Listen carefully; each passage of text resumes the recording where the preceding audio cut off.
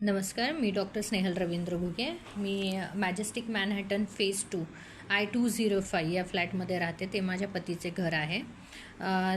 रवींद्र महादेव घुगे त्यांचे नाव आहे. ते मूळ गावचे, राहणार पाणेगाव, तालुका अंबड, जिल्हा जालना येथील आहेत.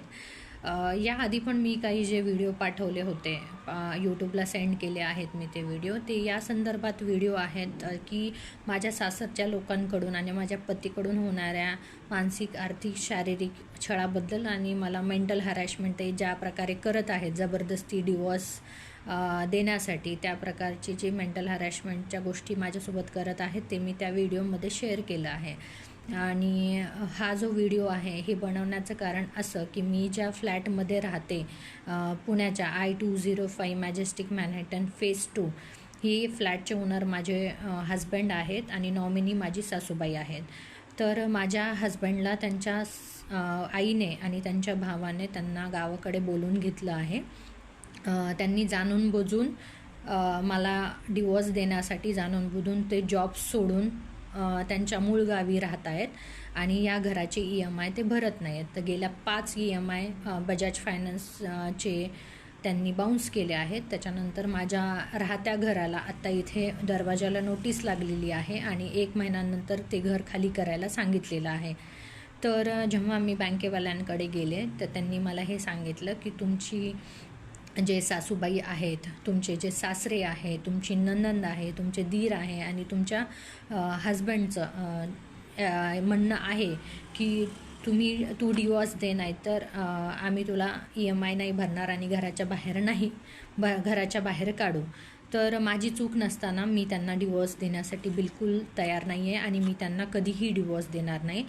तर या प्रकारे EMI न भरून मला मेंटल हॅरॅसमेंट करतायत ते, मी डिवॉर्सला मजबूर होण्यासाठी.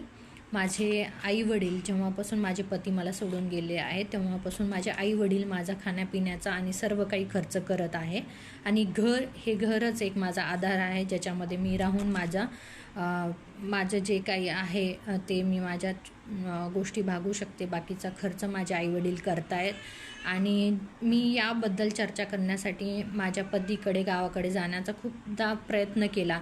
पण माझ्या जे नणंद आहेत, सरपंच योगिता संजय सानप, त्यांचे हजबंड संजय सानप आणि शिवाजी सानप आणि बाकीचे जे त्यांचे नातेवाईक आहेत, जे त्यांचे नावं मी आधीच्या व्हिडिओमध्ये घेतले आहेत, ते लोक मला गावामध्ये येण्यापासून अडवणूक करतायत.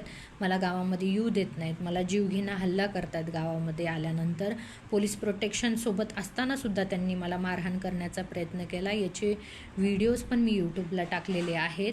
मला जीवघेणा धमक्या देतात, तू इकडे आली तर तुला जीवच मारू, तुला डिवॉर्स द्यावाच लागेल, तुला घटस्फोट द्यावाच लागेल, आम्हाला तुला नांदवायचं नाही आहे.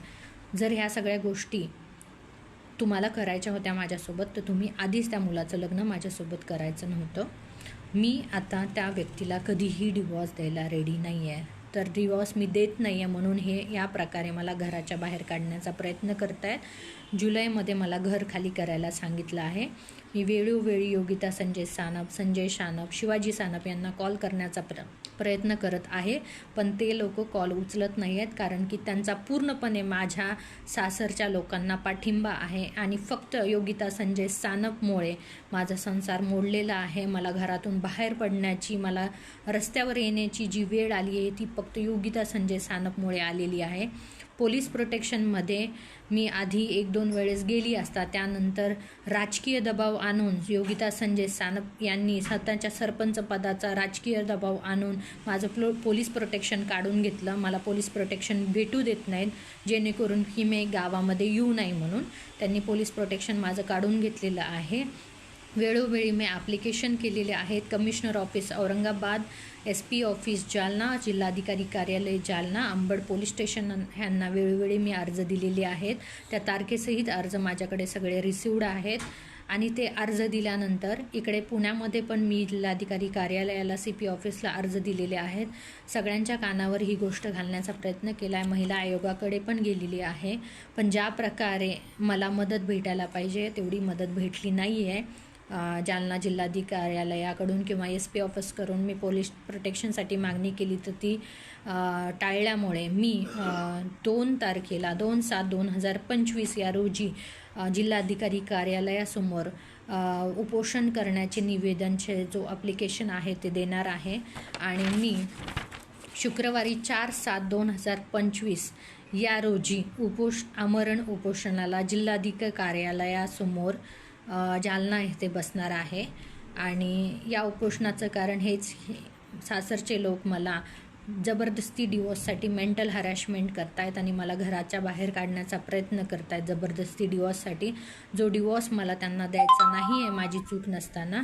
आणि ज्या प्रकारे ते मला कंटिन्यू म्हणतायत की तू आमच्यावर केस कर, तू आमच्यावर केस कर. हे केस करण्याचं कारण हे आहे की त्यांना माहिती आहे की केस केल्यानंतर पण त्यांचं कुणीच काही करू शकत नाही, म्हणून मला ते दुसऱ्या लोकांच्या हाताने मला केस कर अशा प्रकारे ते मला बोलत आहेत.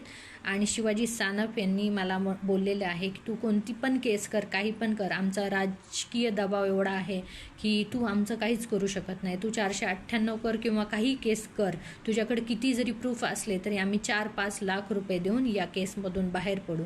या प्रकारे ते लोक मला प्रेशराईज करत आहेत, जबरदस्ती घटस्फोटासाठी मला घराच्या बाहेर काढण्याचा प्रयत्न करत आहेत.